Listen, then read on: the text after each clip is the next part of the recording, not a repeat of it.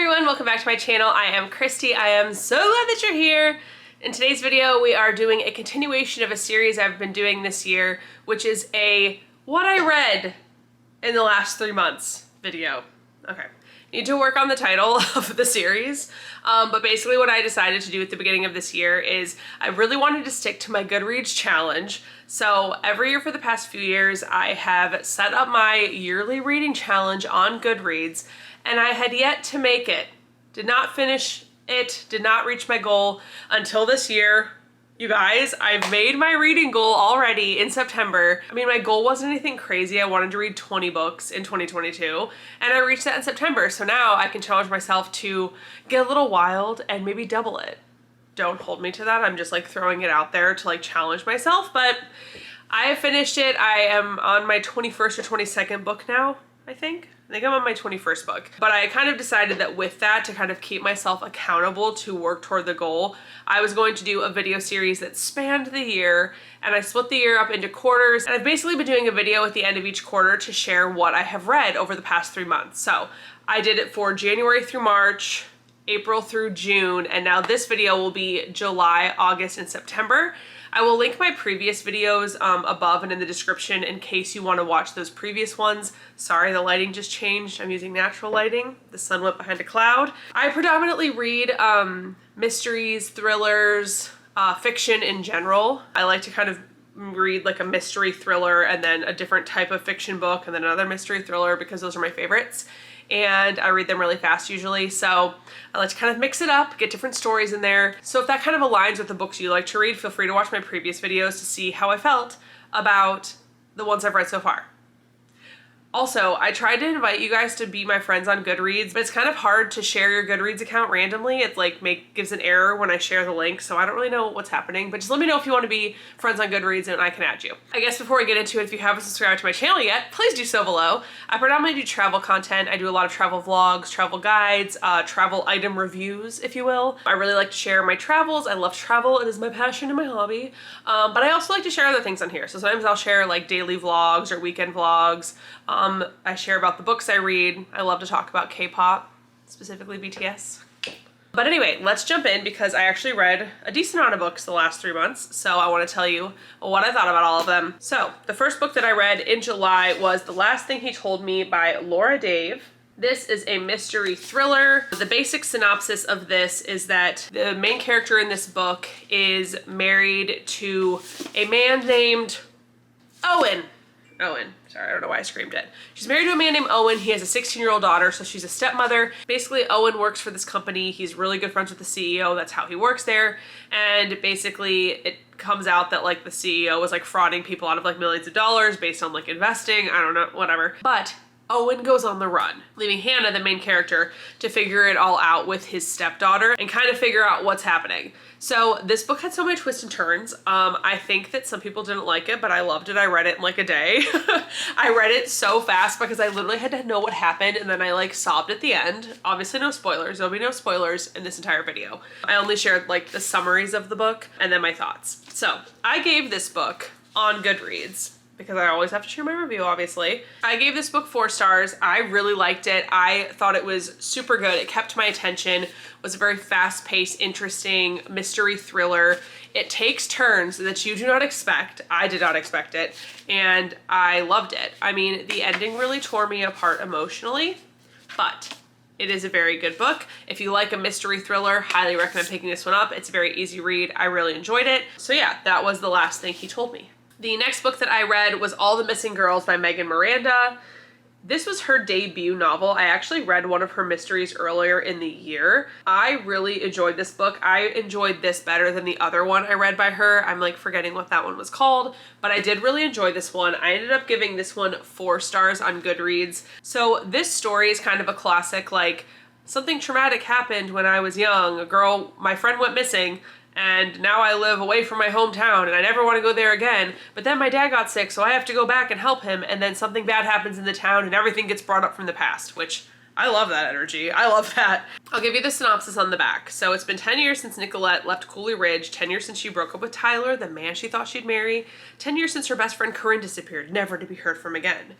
When a call comes that her father is ailing, Nick is living in Philadelphia. She drops everything to care for her dad. Within days of her return, another girl goes missing, and Nick experiences a terrifying sense of deja vu. As Nick works to unravel what happened to the missing girl, shocking truths emerge about her neighbors, her family, and what really happened to Corinne that night 10 years ago. I loved it. I gave it 4 stars. It's super good. If you like a mystery thriller, highly recommend this one. I feel like I read these 2 books so long ago that I like forget all of like the details of why I liked them. But I felt like the twist at the end, towards the end, when you kind of find out what happened to Corinne, I definitely did not see that coming. And it was really good. I really liked it. The next book that I read in the last 3 months was Beach Read by Emily Henry. You guys, this is my 3rd Emily Henry book that I've read, and I love her books. Like, I literally love them.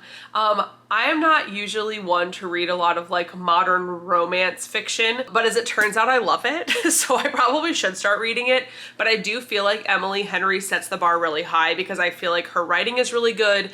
Her plot lines aren't super contrived. Like, her books feel really fresh. Her characters are so likable and endearing, and it's not cheesy. Like, obviously there's a little bit of cheesiness because it's like a love story, but like, it's the cheesiness that you love and enjoy. It's not like them describing the main guy's eye color 5,000 times on every page, which like kill me. Her books are so good. So I have read People We Meet on Vacation this year. I've also read Book Lovers, which I loved. I loved Book Lovers so much. So I had to read Beach Read, and I absolutely loved it. I thought it was so cute. I thought it was so good. I loved both of the characters. I loved Gus. I loved January. It's about 2 authors, and they actually had gone to the same college, and she kind of considered him her nemesis back then, but they write very different kinds of literature. She tends to write love stories with happy endings. He writes really dark, serious literature, fiction. So basically they end up spending the summer living in houses that are next door to each other, both kind of going through their own like personal things in their lives. And they end up connecting and challenge each other to write a book in the other person's style. So January is supposed to write some dark, like realistic, like fiction book, and he is supposed to write a story with a happy ending. So it is so cute. It's so good. I absolutely loved it. I obviously gave it 5 stars because it's so good and so heartwarming. I kind of want to read it again. It's so good. I don't know. I really like to read like these books every once in a while in my rotation of books, just because it really perks you up. It's just like a little happy story that makes you smile, and I just really like it. So highly recommend Beach Read if you're looking for something to brighten your day. So on the other end of the spectrum from Beach Read is Long Bright River by Liz Moore. I read this after reading Beach Read, so obviously these do not go hand in hand, but this is why I do this. I like to mix it up. This book is so good. It is a little long, but the story didn't ever really feel super drawn out. It is a mystery thriller kind of book, but I would say it's definitely slower paced than a lot of mystery thrillers are. But what this story is basically about is the main character is a woman named Mickey. She is a police officer on the streets of Philadelphia, and her sister Casey is an addict who lives on the streets of Philadelphia. And basically what happens is Casey, the sister, disappears at the same time that there is a string of murders in Philadelphia, in the area where Casey normally hangs out. So obviously Mickey, the police officer, is very worried, and she is trying to figure out what happened to all of these women while also trying to figure out where her sister is. So it is such a good book. The mystery part of it is really good, but I think the part that really intrigued me and kept my attention is just the story of addiction and how substance abuse can be passed within families, and how that is just like a generational trauma that can continue down through generations of a family. And that part of this book is super eye-opening. I feel like I learned a lot just about what that looks like to be in a family where addiction has such a stronghold on various family members. And it just was really good. I really, really enjoyed it. After I was done reading it, I was just like, because I don't know, I liked it because it's realistic, I feel like, with how substance abuse is portrayed, but I like that there is like a string of hope throughout the book and at the end. And I don't know, just a really good book. I gave this 4 stars on my Goodreads, so definitely add it to your list if that sounds like something that would intrigue you. This next book I feel like I have a lot to say about. This book is called In My Dreams, I Hold a Knife. It is by Ashley Winstead. The title of this book really spoke to me. I was like, ooh, this sounds really good. This looks really good. And then I read the back and I was like, ooh, this like sounds intriguing. This sounds right up my alley. So basically it is the story of 6 friends. They're at a college reunion. One of their friends was murdered when they were in college. Her boyfriend at the time, one of their really close friends, was the prime suspect, but basically they never found out what happened to her. They never figured out who killed her. So obviously when the friends are reunited, going back to their college reunion, it kind of ignites these old connections. Different pieces of the story from that night start coming out, and obviously, you know what happens from there. I liked the mystery part of this. I definitely liked like the mystery storyline throughout this. I thought it was really good. I thought that that was well written. The characters, the main character specifically, I just found her unbearable. Like, I don't want to give spoilers, but basically what happens to her throughout the story and then how the story wraps up for her just feels really unjust for how crappy of a person she is. Maybe I'm being really harsh, but I just like did not like the main character. So then with how the book ends, I just was like, really? Like, I was not rooting for this at all for her, and somehow this is exactly what happens, and it just doesn't, I don't know, the ending didn't sit well with me. I guess I shouldn't say that I didn't like any of the characters. I did like some of the characters, but the main character was so unlikable. I just like really didn't, I don't know, wasn't rooting for her. I was like, whatever, girl, like whatever. That is definitely a way that this book lost me a little bit. Like I was like, oh my God, she's so unbearable. But I gave the book 3 stars because I did not love her, which made it hard for me to like continue with the book. And even though I liked the mystery and I thought that the ending was like a nice twist, how the ending ends for the main character just made me mad. So I gave it 3 stars. I would say the writing in this is okay. I'm also realizing now like that I'm remembering now more of what happened in this book, and the main character is kind of the way she is from like family trauma. So obviously not going to take away from that. Obviously that like affects people in different ways, different characters in different ways, but it still made it really hard for me to root for her in this book because I was like, girl. So anyway, do with that what you will. It was okay. It was just okay. The next book that I read over the last 3 months is a book that ended up really disappointing me, which I was so upset about because it sounds so cute and so good. So I don't read a lot of young adult fiction. That I've read like a few over the last few years, but it's just not really like a genre I gravitate toward. But when I saw this book and I read the summary, I was like, it's happening. I'm in, it's happening. So it is called Flip the Script, and it is by Lila Lee. And basically the story, okay, I'll tell you the storyline first. So basically Hannah is a teenage girl living in Seoul, South Korea. She is an actress. She just got her first lead ever in a K-drama. She's starring opposite a boy that is in a K-pop boy band. I'm just gonna like kind of skim because I don't want to give any spoilers. I want to make sure I'm not telling you anything that you wouldn't know from reading the summary. The first episode comes out of the show. The ratings aren't that great, so they basically want them to do a publicity stunt relationship. So they basically put it all over the media that Hannah and Brian, this boy in the K-pop group, are dating. And then they add an actress to the show to create like a love triangle on the show. And it is Hannah's, the main girl's, kind of best friend at school, but they kind of had a weird falling out. And Hannah kind of realizes she has a crush on this girl. So that's kind of the setup for the book, is that she's fake dating the K-pop boy band. She's reconnecting with her former best friend slash crush, who is a girl. So I was like super intrigued by this because I read, she actually left a review on this book, but I read XOXO a year or 2 ago by Axio. Axie. I don't know if I'm saying that right. Axio. I read the book XOXO, and you guys, that is one of my favorite books ever. It is the cutest book, but since I loved that book so much, it's basically about like a Korean girl who lives in LA's Koreatown, and she ends up meeting this really cute guy randomly one night, never sees him again. She ends up moving to South Korea and going to a performing arts school there, and it turns out that the guy she met is a member of like this huge K-pop group. So obviously I loved that, and it is the cutest story. It is literally so good. The heart and storyline and everything that book has is what this book is lacking. unfortunately. I hate to say it because I wanted to like it so much. But basically, the characters all feel super underdeveloped in this. The love story between Hannah, the main character, and Minji, is that her name? Minji?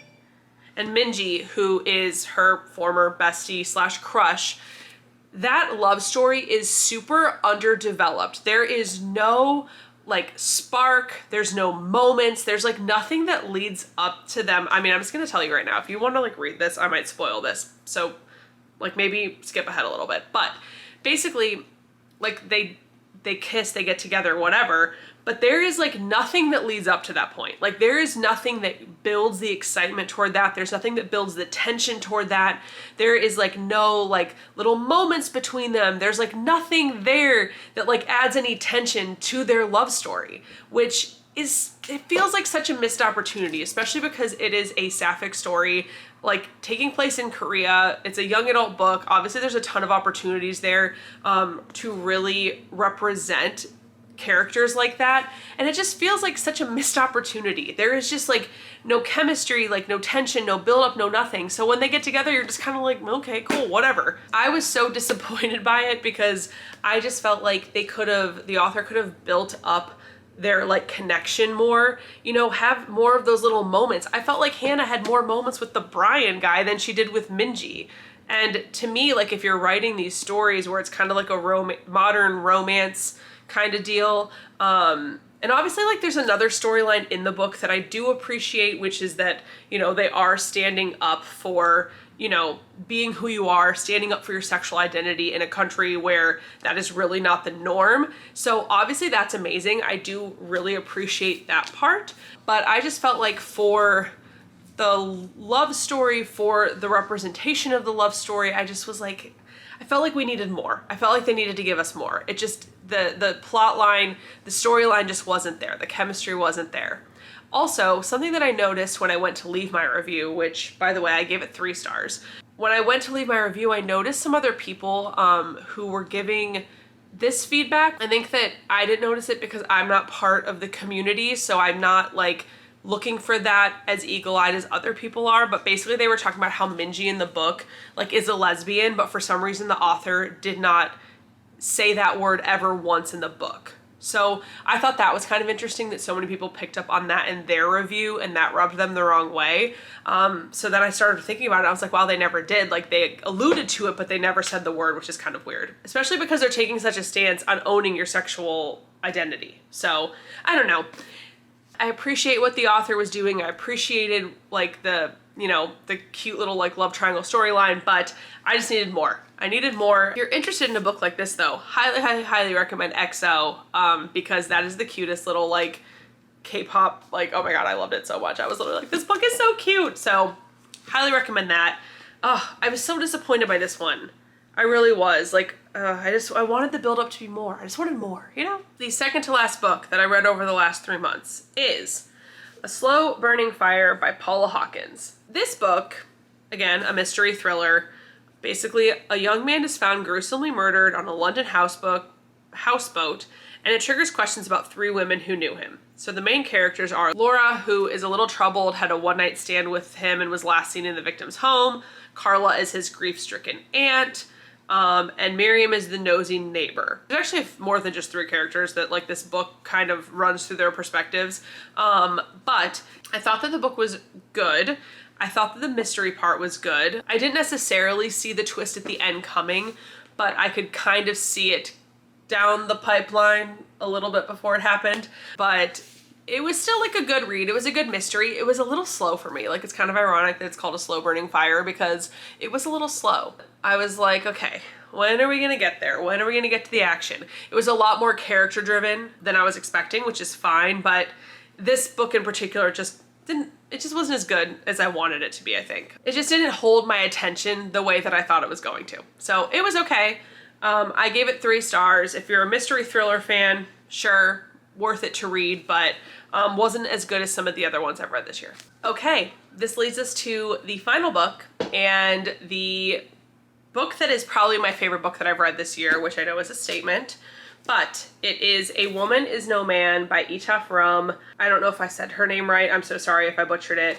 this book, you guys, I finished this book. Obviously I gave it 5 stars because I loved it. I finished this book and I did not stop talking about it for a week. I talked about it to anybody who would listen. So I'm sorry, everyone in my life who I made listen to me go on and on about this book.